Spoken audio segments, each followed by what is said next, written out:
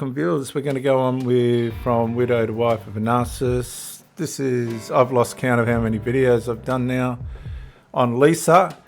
She's just been discarded.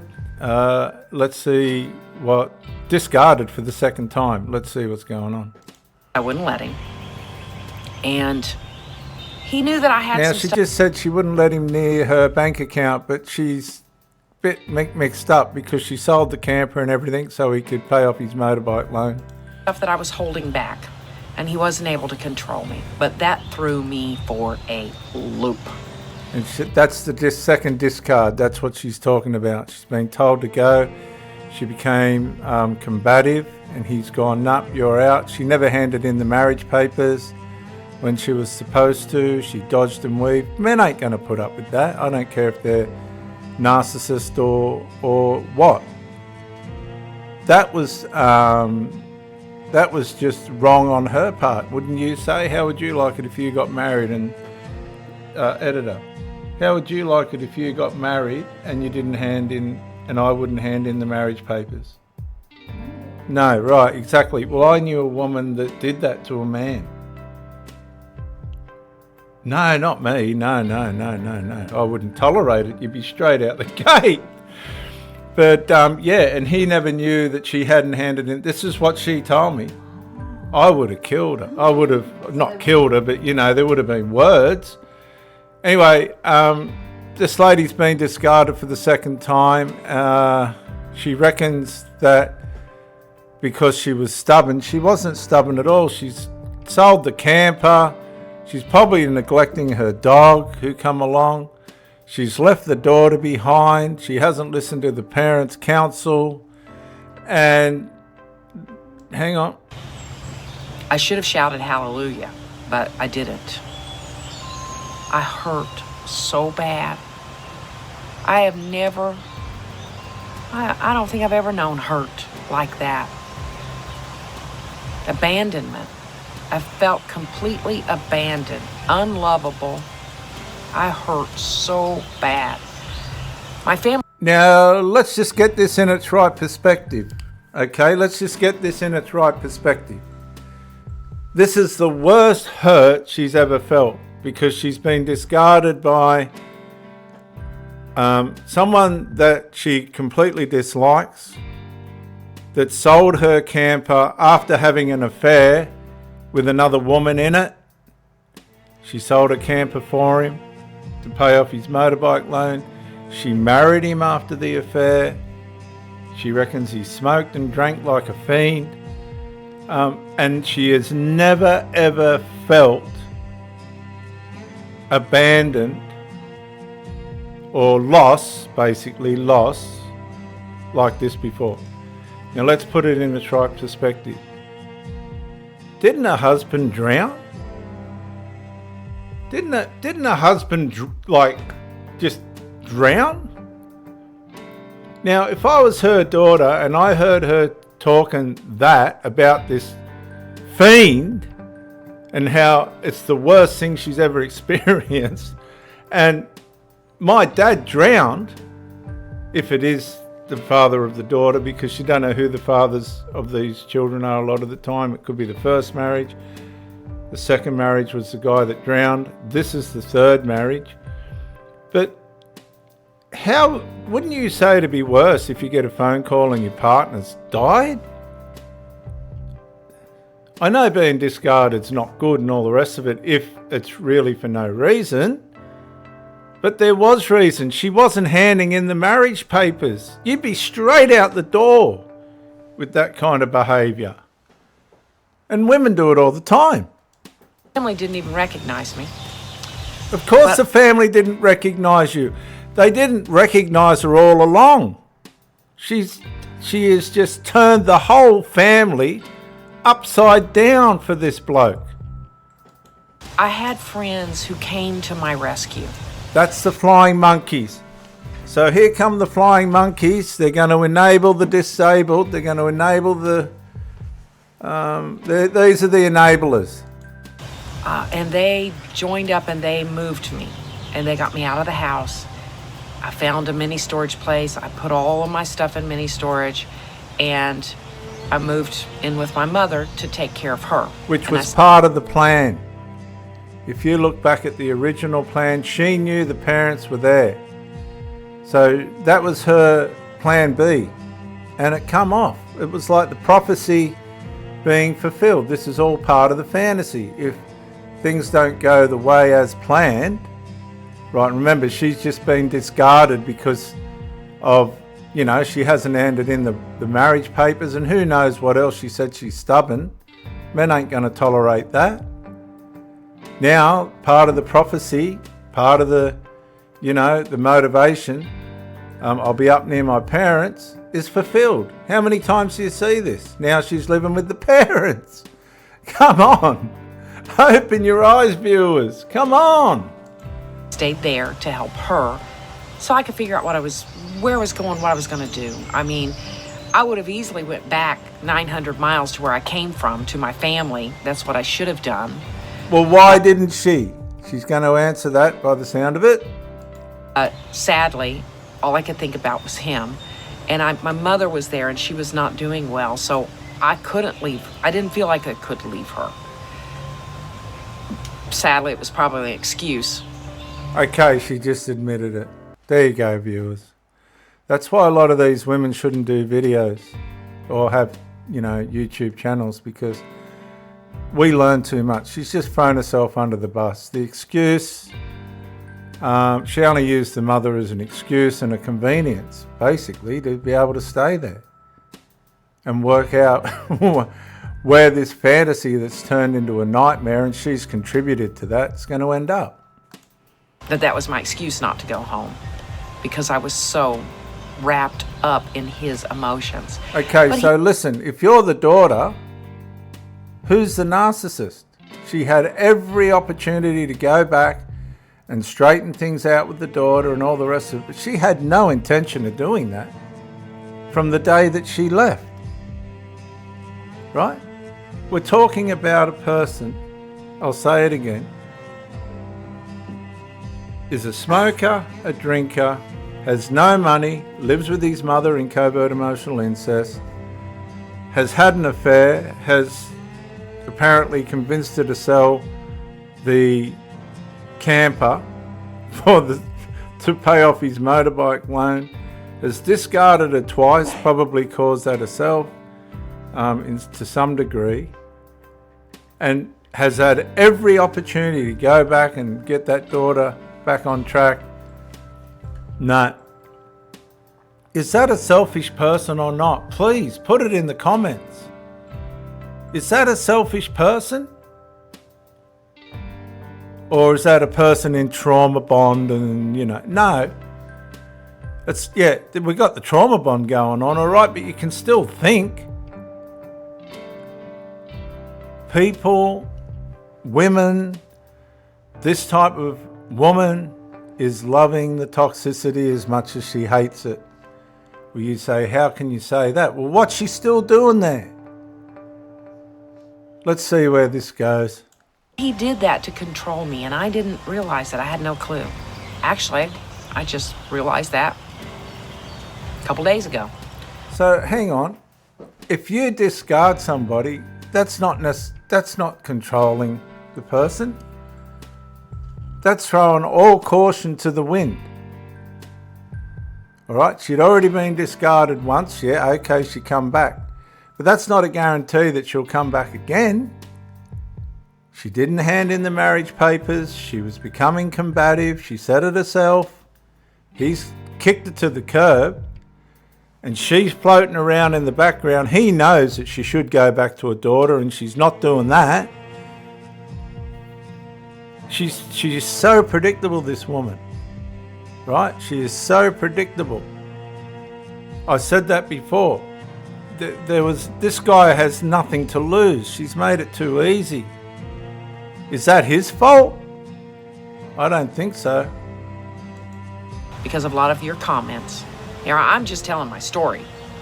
But many of you have been through this, and you've done a lot of research and a lot of study on this. So I started doing some research, and I found out, oh my word, he just did that. He just did that because he couldn't control me. So he was waiting for me to come back. No, Sadly, he did that, you said it yourself, because he couldn't put up with you. At that point, you got him to the point where he's kicked you to the curb. All right, I'm interested to see where this goes, because does she hand the marriage papers in? Does she put a tail between her legs and go in the opposite direction and get these marriage papers? Like, this has got to do, there's a lot going on here that she's caused. Viewers, are you going to walk up the aisle with someone? Like, okay, I had this girlfriend and I gave her an engagement ring, editor, and she wouldn't wear it. So I took the ring back and kicked it to the curb. You don't do that to somebody, right? Now you times that by 100. She's walked up the aisle with this bloke and it's all out of order. The minister shouldn't have even performed the service because the paperwork wasn't there, and you have to sign section 66 when someone gets married with witnesses. Editor? The witnesses have to sit there and sign on the marriage day. Well, this minister's married them and they haven't even got the paperwork. So he needs to be locked up. Like, oh, come on.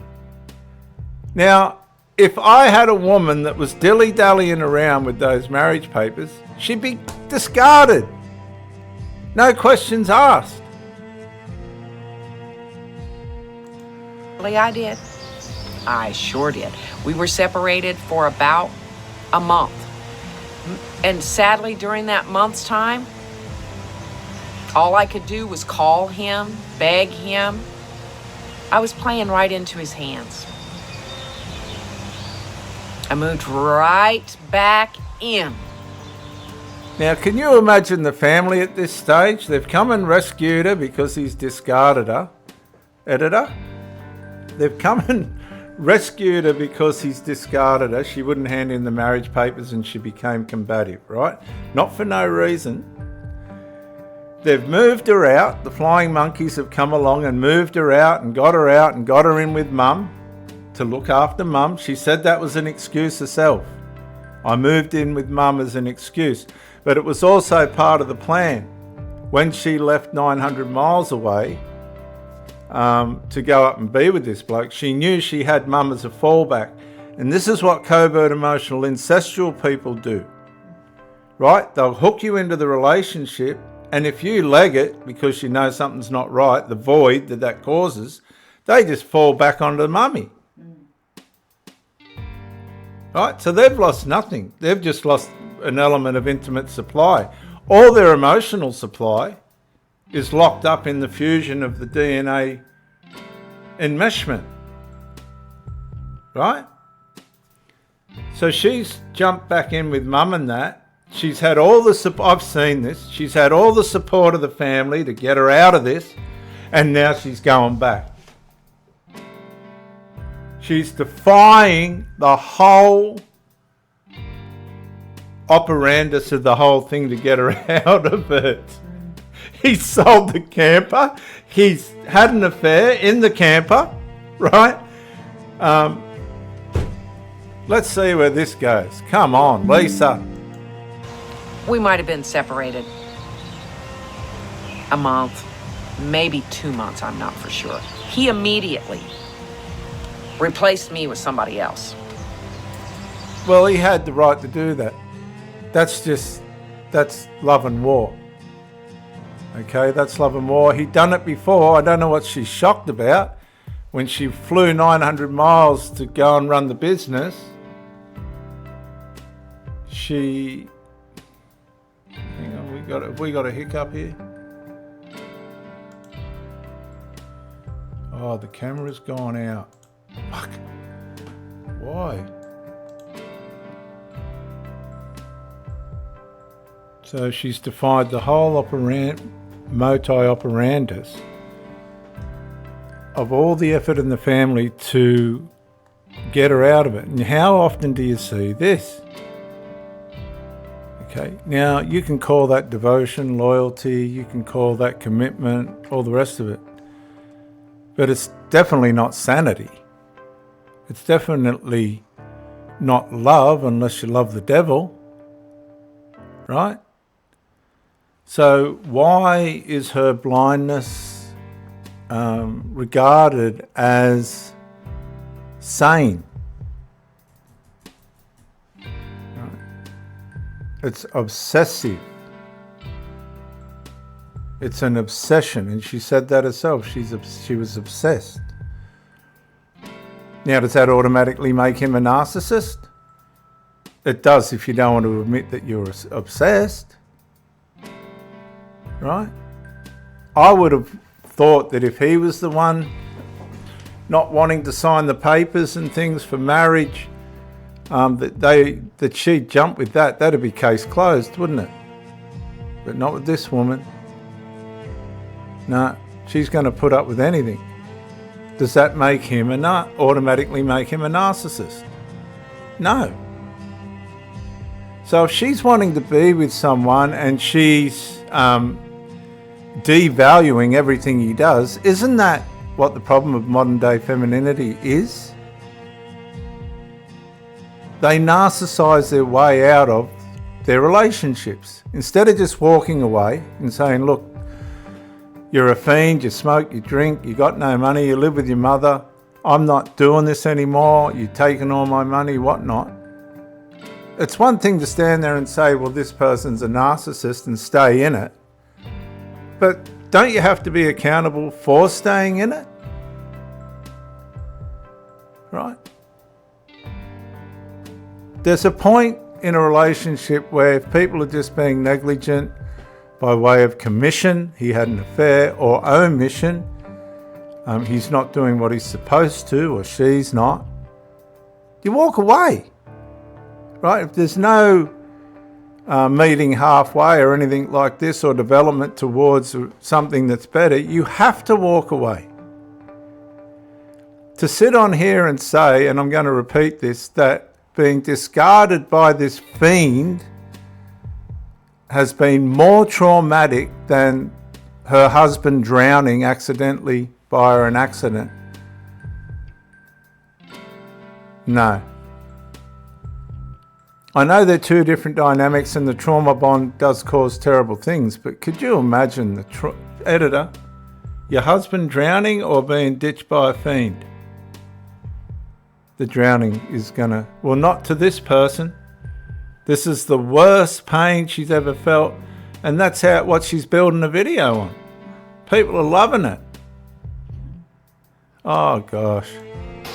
She didn't have what he wanted and couldn't get what he wanted, so sadly I'm waiting there for crumbs. So I ended up going back, and this was probably about September. We went back together. I'm gonna look at my time. Got a little bit more time. I'm trying to go through this a little bit quicker. So about September. Okay, so basically she was orbiting she was orbiting the narcissist until he'd finished with the girlfriend. Is that rational or sane to you guys? That's sin. That's this obsessive compulsion that sin drives you into. Now, with the Pharisees back in biblical time, people don't realize this. The Lord drove them to sin because no one can keep it. All right, it's a complete set of do's and don'ts to cause you to sin, to show you that you have a sinful nature and that you need a savior from yourself. And she talks about Jesus and all this.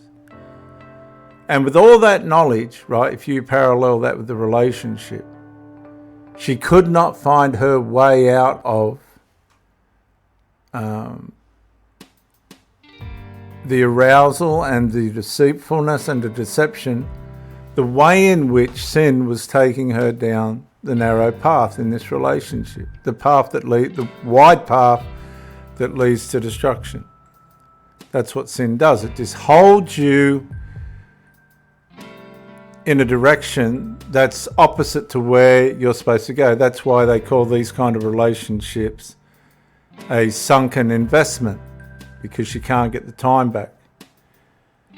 So she's orbited this guy after all of this, after the family getting her out, after everybody coming to support her, she's completely thrown them under the bus and defied them, and said she was waiting for the breadcrumbs, and she gets them when the new supply fails. Right? The rebound usually never works. I can't say every time it doesn't work, but in this case, he's come back. She's gone back. Reverse Hoover, call it what you like. To me, at this point, they're both narcissists, both of them. She's just as much a predator as what he is, because she stayed in orbit, deliberately at the mother's place to stay in orbit until she could get her foot back in the door, and that's where we're up to now. Yeah, it was September, all right. August, September. Of course, he decided he was going to come to my rescue now, and he's going to help me, and he's going to move me back in. He's going to pay for me to move back in. Isn't that nice of him? So, he's paying for me to move back in. Now, can you see how, excuse me, viewers, can you see the undervaluation of what the motive of all this is? The point here is, and we see this all the time, this happens all the time, this isn't no unicorn event. This is happening every day, thousands of people are doing this. She was glad he came back. She's making out she's a victim, right? She's making out it's all so bad and she's a victim and this, that and all the other. But she's happy to go back. She ain't hesitating to go back. Now you got the family all standing there scratching their heads going, we can't waste any more time with this relative. We've got a black sheep on our hands here, right? She is just black sheep. We can't help her. We've offered our resources, our time, and she's defying the lot of us. That'd be my attitude. So is this man as bad as what she's saying? There you go. Put it in the comments. Is he really as bad as what she's saying? Because if he is, why would you go back? Does that make him the problem or her the problem? Who's the problem here, really? I think if you sat and spoke to the family at this point, they'd say her. Not him, her. We can't help her. And I don't think it's a matter of saving her from him. We're trying to save her from herself. Gets a little bit of help. I hire movers. He don't hire movers because I had nice furniture. I don't want my furniture beat all up. He didn't care. So it's just him and a couple drunk buddies. And can you?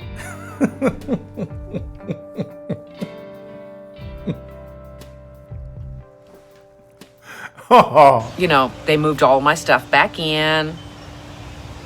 My dog, Miguel. Remember I told you about Miguel? Sadly, Miguel loved him. Broke my heart, but Miguel actually liked him. I'll tell you what, look, I'll be honest with you. If the dog liked him, he couldn't have been too bad, because dogs pick up on people that are bad. You might say, well, the narcissist knows how to maneuver and get on side with things. No, people that have got respect for animals and that kind of thing, it tells you a lot. It tells you a lot about people. The dog better than he treated me. He liked the dog but didn't like me. Okay, so if he didn't like her, why is he moving her back? So that he can be with the dog? Anyways, so we moved back in, and I find is in September. I'm headed to back home where my family is because I do an event there. 900 miles, I'm a balloon artist and face painter. So so now we're going round in circles. We're going back 900 miles to the daughter and everyone else. All right? Went off to do this event, and I gave him a bunch of money because I had been doing events, around town and things. So I give him money, pay the bills. I'm trying to show him that I am worthy. I am worth it. I'm not too hard to get along with. I'm not, I'm worth it, because he told me I wasn't worth it. I wasn't worth the grief or the pain. Because she hadn't handed in the marriage papers. She was being dishonest. She was being unloyal. She was being combative. There's more to it. And I don't know any man that would put up with that. Anyways, so I'm giving him money. So I put all this money, that I gave him, paid the bills up for the month, and gave him extra money while I go out of town to work and make more money. So basically what you've got here is somebody that just doesn't want to learn from their mistakes. Okay? She shouldn't have been giving him money. She shouldn't have... Remember, he couldn't manage the money, his own money. All right? So what she's trying to do now is saying, look, I can support you better than your mother. Basically, she's got to be competing against somebody here. And it would have to be his mother. Now, I had forgotten that his brother, who's quite like him, himself, they're a lot like each other. The brother ended up crashing into my new car. Not a new car, but it was new to me. And he crashed into my car and he damaged it. He tore the front of it up and he didn't want to pay for it. You know what? You can't make this stuff up. These people sound like a pack of absolute idiots. Imagine that, another narcissist who doesn't want to pay for it. So, hang on, just because he didn't want to pay for the accident doesn't automatically make him a narcissist. That's just an out-and-out grub. He was married. His wife would not. She paid the bills and she paid the insurance, and she would not take out a claim on her insurance. She denied it, even though I turned it into her insurance, denied it. So she made him pay me. And he was giving me so much per month until he paid me off so that I could get my car repaired. I knew how much it was going to cost, and so he was giving me that money. And he had been giving it to his mother, leaving it at his mother's house. And this is the mother. This is the competition. This is the mother, right? The one in covert emotional incest with the son. Just assumed his mother was getting the money, and when I got enough, when I knew it was paid off, I would go get the money. Well, he had paid up his mom and paid up everything that he owed me. I was out of town. I get back, and some time went by. I still didn't know that he had paid it off. So my narcissistic husband / I didn't sign the marriage certificate conned me in to marrying him again.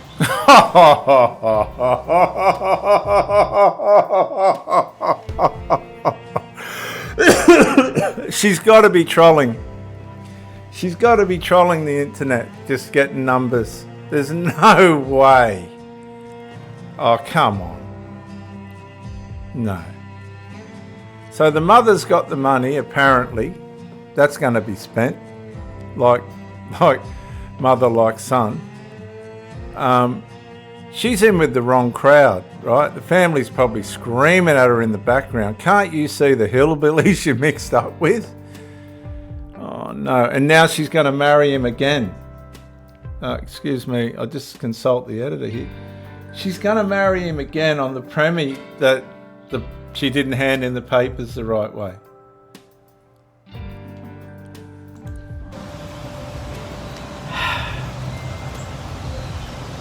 Because we did not sign those marriage license.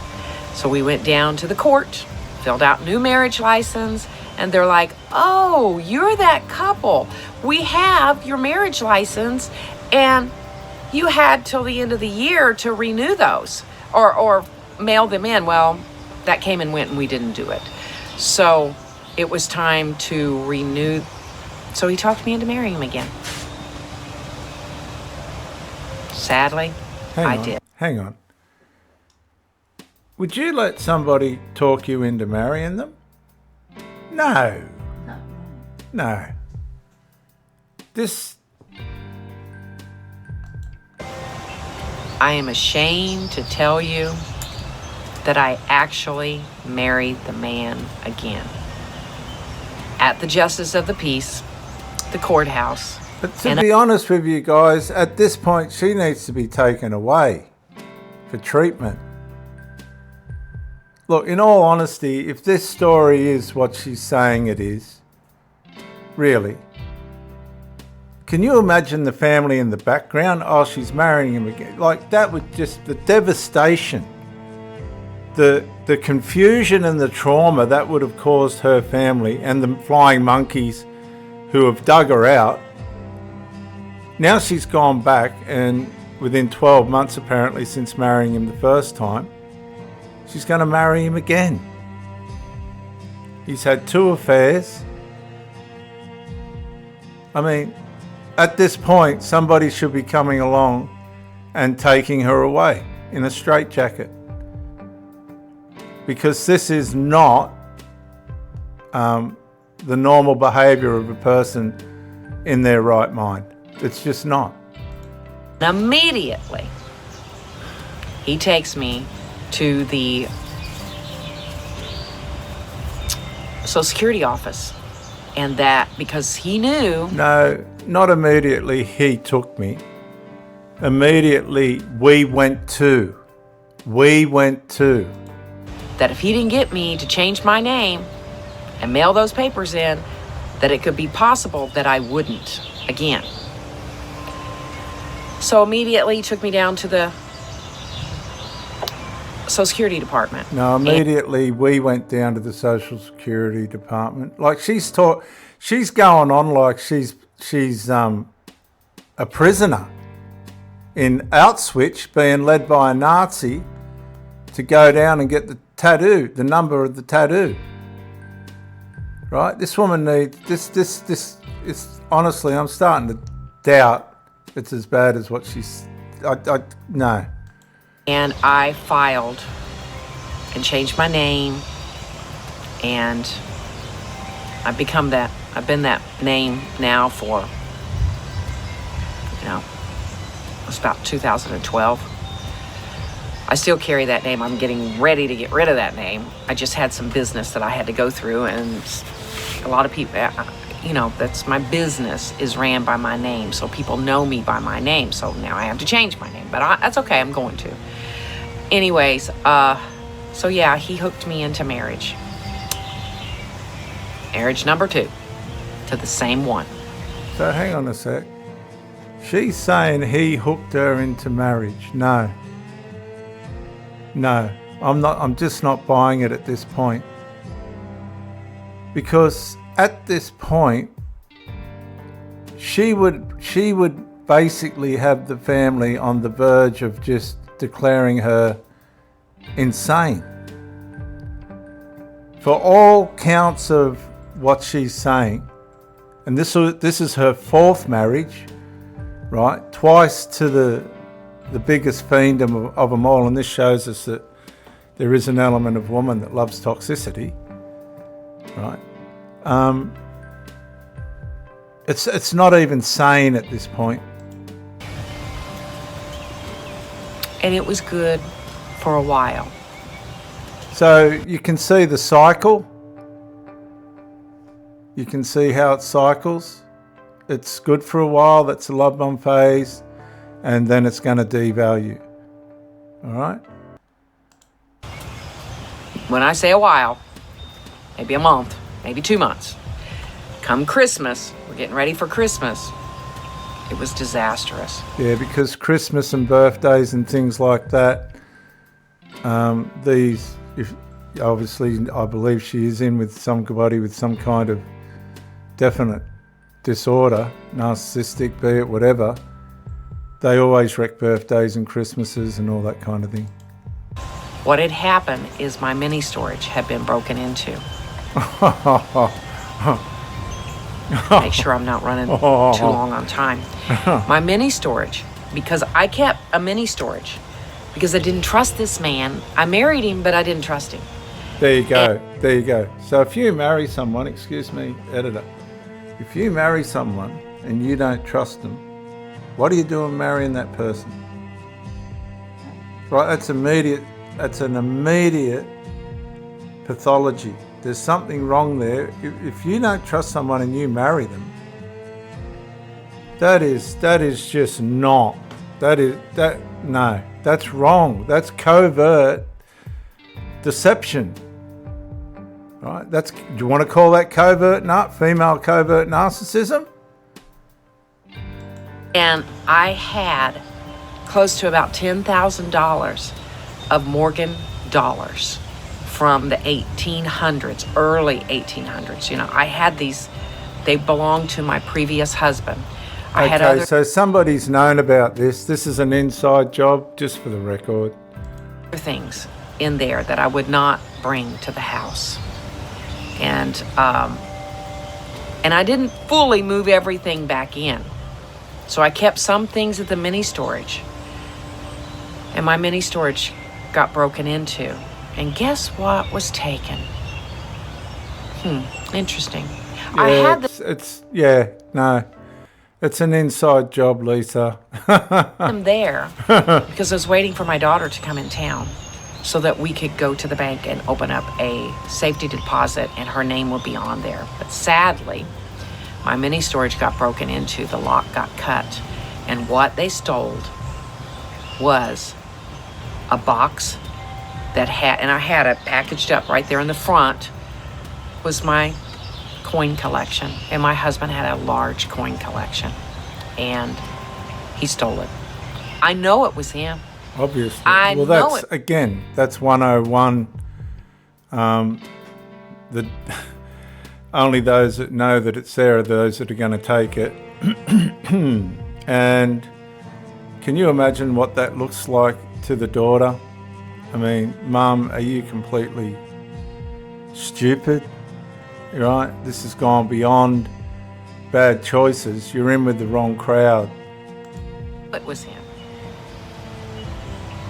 The reason that I know it was, at first I didn't believe it was. Oh, it was. But yeah, she didn't believe the family telling her it's him. It's him. he was having an affair with the woman before me that he was sucking dry. He was having an affair with her. And okay, so now he's hoovered and gone back for the woman before her. So this is the third affair. She believed his garbage. And so she reached out to me and told me that he had given her things that belonged directly to me. Because when I would leave town, my things were in the house. Jewelry. I sold jewelry, earrings, necklaces, brand new stuff in boxes. And she would be there at the house with him while I was gone visiting my children and working, and he would be having her there. And she told me, she showed me a picture of it and said that he said he bought it from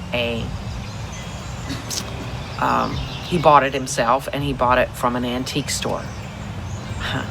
The antique store he bought it from was mine, but he didn't buy it. He stole it. His daughter, who was 7 years old, when I came back into town, she told me about it, and she said, Daddy gave so-and-so your earrings. And I'm like, what? And I go looking for them, they're gone. Earrings and several other things, because I had some beautiful paintings that my husband had bought me while we were on cruise ships together. And now they belong to this other woman that he gave to. So at this point, viewers, who do you blame at this point, in all honesty? I'm not being unfair to this lady or anything like that. But at this point, who do you blame? All right, the family be sitting there going, she deserves everything she gets. Okay, we're now past devaluation. We're just going to rob and steal, and in the end, what's he do? He kills, steals, and destroys. Steals, kills, destroys. That's the devil. She's in with the devil now. She's married the devil. Right? We confronted him about this, his 7-year-old daughter, and he looked his 7-year-old daughter in the face and called her a liar. He called her a liar. I can't even imagine knowing that something is actually absolutely true, and your father is telling you that you are a liar. Well, that's what her daughter would have been telling her when confronting her. All right? Everybody's run into the ground by this relationship. All the flying monkeys, relatives, children, the lot. Okay? It's unbelievable. No, it's believable. It's believable. As I go through this painful situation, I want you to know that there is hope and there is help, because I didn't stay in it. Sadly, I stayed in it longer than I should have. Well, you know, she's going to go into all the hope in Jesus and all this sort of stuff, who she knew all along. You know,